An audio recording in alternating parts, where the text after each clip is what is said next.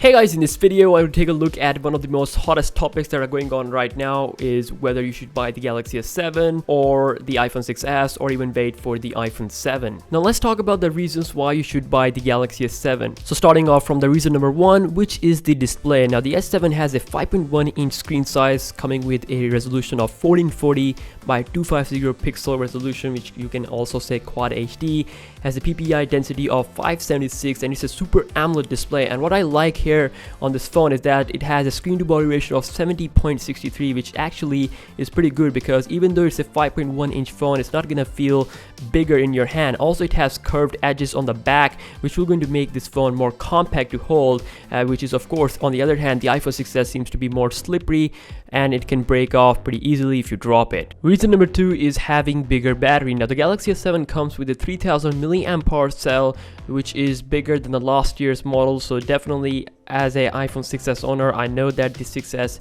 really lacks when it comes to the battery life. It can't even survive 1 day plus if you use it from medium to high end. It has a nice standby point, but still it's nowhere near compared to the performance of the new Galaxy S7. Now the reason number three is pretty obvious that everybody knows is the camera. Now the camera on the Galaxy S7 has improved a lot. It uses a f1.7 aperture size, which is way bigger than any other phone that is currently on the market, and it produces really sharp results, really bright results, especially in terms of low light. They even compared a picture to the iPhone 6s Plus in their live MWC 2016 event, and you can clearly see that the difference is huge. Now definitely if you are someone who like to take photos using your smartphone a lot, then definitely Galaxy S7 is the phone to get. Now the reason number four is being waterproof. So the Galaxy S7 was rumored to arrive with an IP67 rating, but Samsung has gone all out and given it IP68 dust and water resistant capabilities. This means that the Galaxy S7 can be immersed in up to 1 meter of fresh water for 30 minutes. Now this is exactly up to the same level of water resistance that is inside of the Express Z5 range. Reason number five is better storage options. Now the Galaxy S7 comes with the external SD card support up to 128 GB, which means that you can actually convert that external storage into your internal storage, which is the option of Android 6.0 Marshmallow. And compared to the iPhone 6s, you just have the option of the internal memory, which is kind of sucks because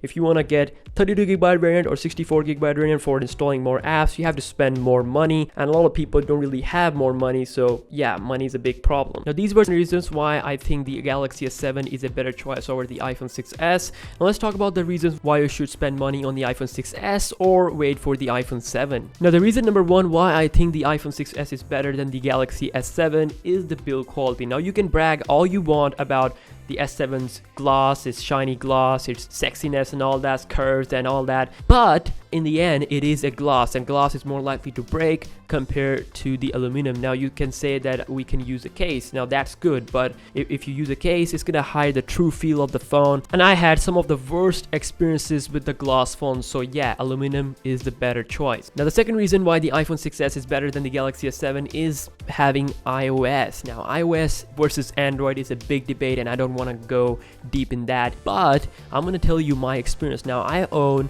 multiple Android phones and I have two iPhones, the 6 and the 6s. Now iPhone 6 is being like 2 years old or maybe like 1 year old.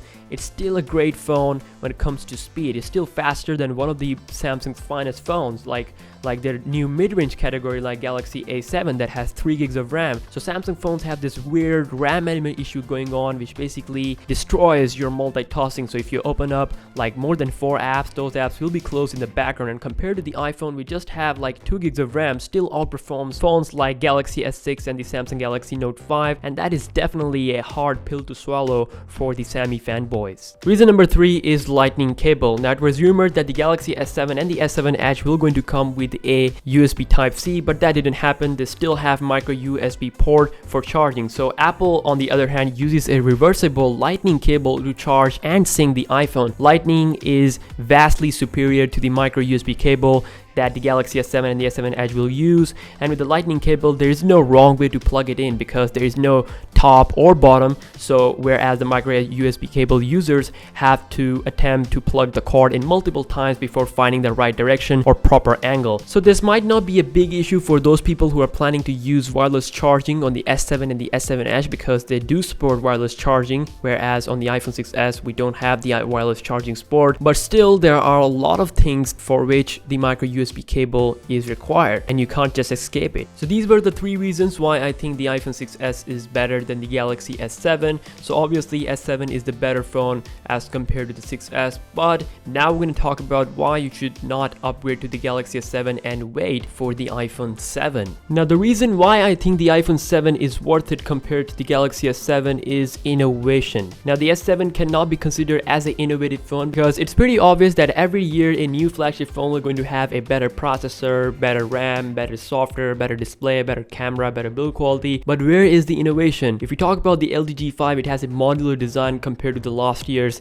leather/plastic build quality of the G4. So definitely that is something we can call innovation or being innovative. The Galaxy S7 on the other hand is actually considered as Galaxy S6s, and that is pretty much the truth. So the conclusion is, if you are someone who want to buy the phone right now and you have the money and you really can't wait, then definitely go for the Galaxy S7 or the LG G5 if you want to taste the best of what is right now. But if you are using iPhone 6s or maybe if you're using the iPhone 5s and you are planning to get something like innovative, then go ahead and wait for the iPhone 7, which is going to be released in September 2016. So thank you so much for watching this video. If you enjoyed this, please give this video a thumbs up and also share it and subscribe for daily tech videos, and I will catch you guys in my next video. Peace out.